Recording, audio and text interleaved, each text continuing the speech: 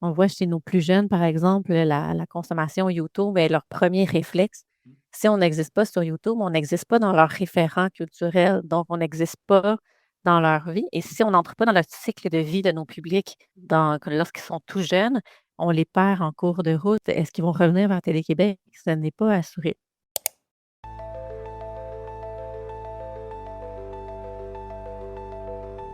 Bienvenue dans Deep Media, le podcast qui décrypte les médias à l'heure du numérique. Je suis Julien Bougeot, consultant social media et IA générative, mais avant tout passionné et curieux de l'univers média depuis plus de 15 ans. Dans un écosystème en perpétuelle transformation, comment les médias s'adaptent-ils? Comment se réinventer face aux nouvelles technologies et aux géants du numérique? Quel avenir pour l'information et ceux qui la produisent? Si ces questions vous intriguent, alors vous êtes au bon endroit.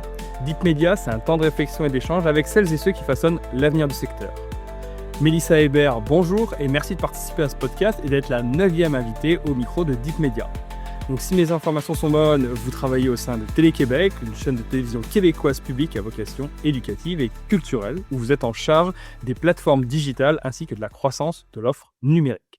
Donc pour commencer cette interview, bien, je vous ai succinctement présenté, je vous propose de nous décrire un petit peu plus précisément votre champ d'intervention au sein de Télé-Québec. Merci Julien pour l'invitation, pour, débuter. En effet, je suis, Mélissa, qui est directrice de la croissance et des plateformes numériques chez Télé-Québec. Donc, c'est vraiment un rôle de transformation. Comme tous les médias publics, on a plusieurs, enjeux, que ce soit culturels, relationnels, stratégiques, technologiques. Donc je m'assure de faire un peu le lien entre, tout ça, pour, m'assurer qu'on puisse avoir une pérennité aussi au sein de Télé-Québec. Donc j'ai une équipe, multidisciplinaire de gestionnaires de produits, de designers d'expériences numériques, d'experts en marketing numérique et relationnel aussi. Et ensemble, on outille l'organisation pour passer d'une culture de diffusion à une culture de relation, qui est un peu justement le saut à faire entre le traditionnel et le numérique.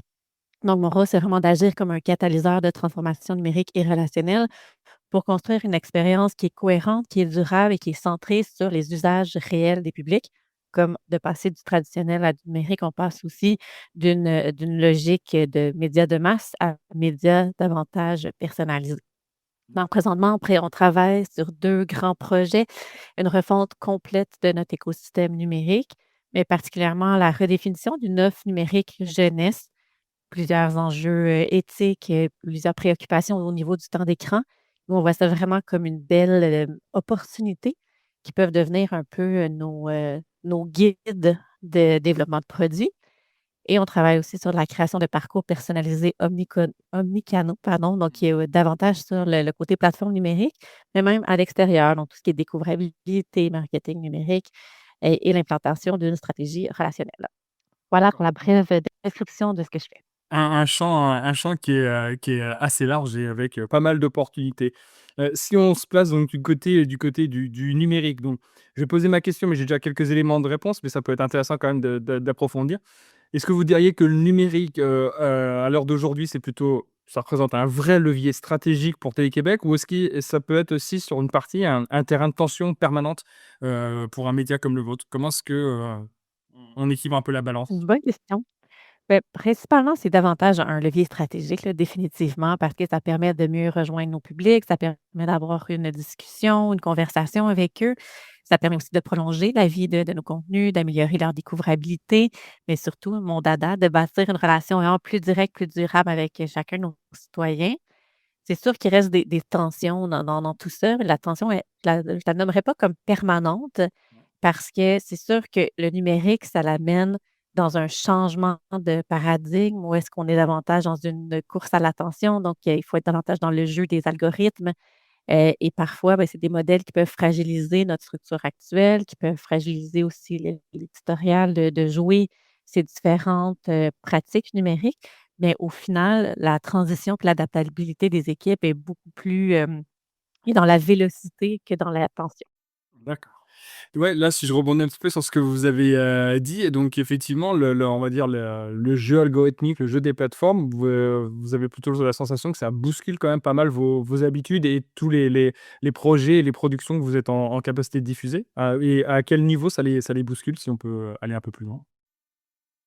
C'est sûr que dans notre plus grand enjeu, c'est le changement d'habitude de nos différents publics. Donc, c'est sûr que on a toujours des ambitions de souveraineté numérique, que d'ailleurs le gouvernement du Québec a mis en place, la loi 9 qui nous permet la découvrabilité de contenus culturels sur les plateformes étrangères.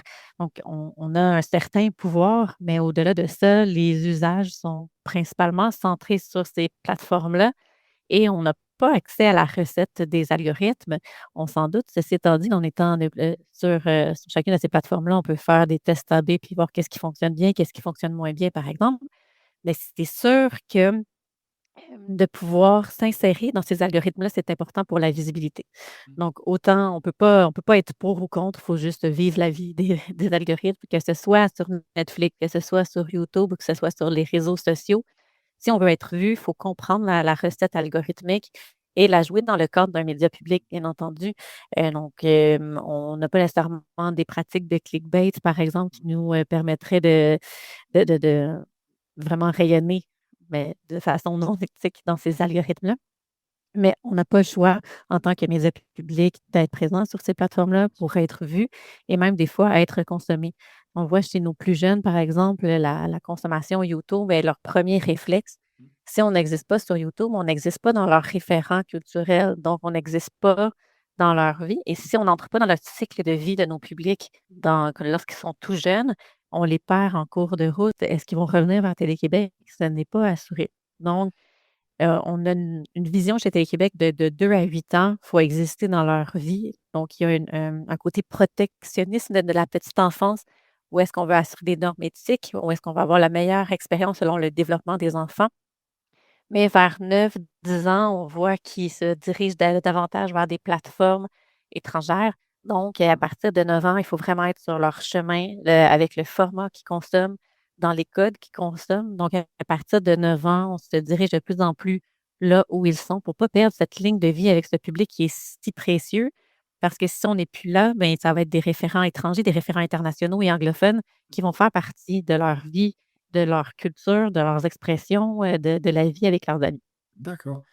Et hyper intéressant quand on parle de, on va dire, génération digital first et qu'on annonce des tranches d'âge de 2 à 8 ans. Effectivement, alors là, je suis basé en France. Effectivement, c'est, quand on parle de 2 ans et de digital, souvent, c'est une association qui trouve pas beaucoup de résonance, ou en tout cas pas une résonance extrêmement positive. Comment est-ce que, on va dire, plutôt concrètement, ça s'incarne comme ça, une relation digitale avec un public? Pas forcément les 2 ans, mais on va aller des 2 à 5, 6 ans pour voir un petit peu vraiment ces 1ers publics du digital. Comment est-ce que vous les travaillez et qu'est-ce que vous leur proposez? En fait, c'est vraiment c'est ce qu'on a de plus précieux, là, la jeunesse, chez Télé-Québec. On a beaucoup d'experts à l'interne en termes de développement de contenu, mais on est en train de faire une expertise aussi en termes de développement de produits. On sait que la gestion des écrans est la préoccupation principale des parents, donc aussi une conscientisation très forte. Donc notre objectif, c'est vraiment de pouvoir développer un produit sur des bases 100% éthiques, centrées sur le développement de l'enfant. Donc, dernièrement, en 2024, au Québec, il y a eu une grande commission, sur les meilleures pratiques de l'écran, qui sont aussi en lien avec la Société canadienne de pédiatrie. Toutes ces recommandations-là sont devenues nos lignes de base de développement de produits. Donc, par exemple, un enfant de 5 ans doit maximum avoir, de l'écran cumulé là, dans sa journée 1 heure par jour.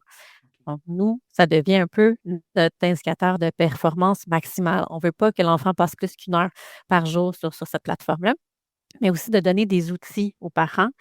Donc, par exemple, tout ce qui est, contrôle parental, bien entendu, mais d'aider le parent et que ce soit pas juste sur ses épaules de respecter le temps d'écran et de dire à son enfant: «C'est terminé», mais que la plateforme puisse jouer un rôle là-dedans aussi, dans la gestion aussi des émotions de l'enfant et qu'on puisse même à travers nos contenus véhiculer les meilleures pratiques de l'écran et surtout ne pas générer de dépendance. Il y a certaines pratiques numériques qui amènent de la dopamine, par exemple, tu des récompenses ou, dans des parcours de jeux. Donc c'est la même chose dans notre développement de jeux. On a certains jeux sur nos applications. On ne veut jamais favoriser cette dépendance-là.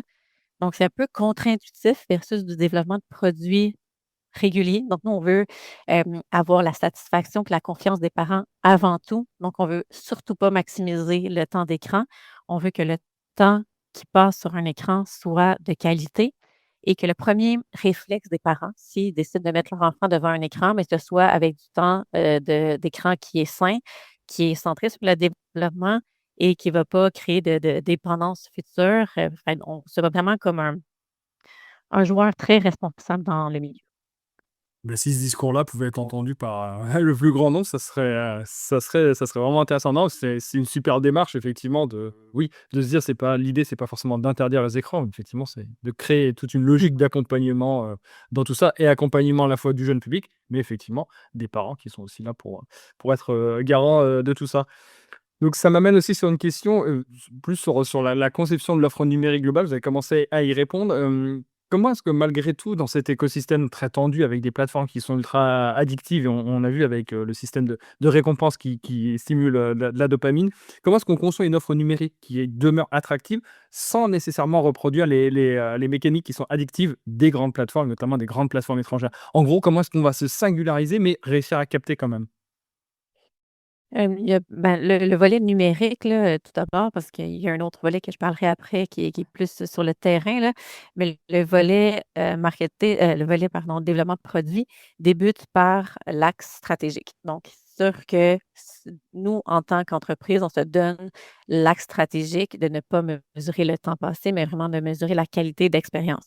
Une fois que c'est très clair, c'est davantage facile de l'incarner dans toute l'entreprise. Et comme je t'ai commencé à expliquer, c'est beaucoup autour de l'algorithme qui fait qu'on regarde mieux, mais pas plus, qui est justement un changement de paradigme complet aussi dans la façon qu'on développe du produit.